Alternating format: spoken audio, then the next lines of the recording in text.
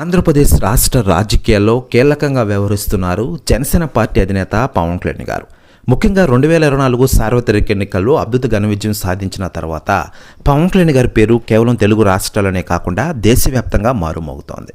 ఇదిలా ఉండగా పవన్ కళ్యాణ్ గారి రాజకీయ ప్రవేశం, ఆ తర్వాత 12 సంవత్సరాలు జనసేన పార్టీ ప్రభంజనం గురించి మనం ప్రత్యేకించి చెప్పనక్కర్లేదు.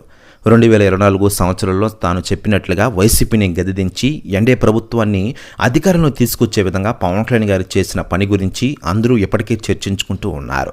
మరోవైపు ఆంధ్రప్రదేశ్ రాష్ట్రంలో ఏడాది కాలంగా ఆయన చేసిన పరిపాలన గురించి రాజకీయ నాయకులు, సెలబ్రిటీలు స్పందిస్తూ ఉండగా తాజాగా విజయశాంతి గారు సంచలన వ్యాఖ్యలు చేశారట.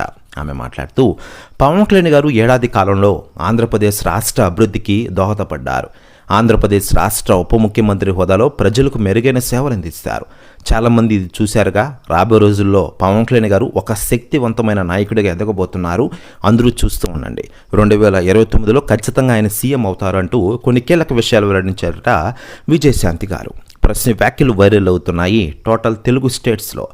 మరోవైపు ఆంధ్రప్రదేశ్ రాష్ట్ర రాజకీయాల్లో కీలకంగా వ్యవహరిస్తూనే మరోవైపు తాను కమిట్ అయిన సినిమాలను కూడా కంప్లీట్ చేసే విధంగా ఆయన ప్లాన్ వేసిన విషయం తెలిసిందే.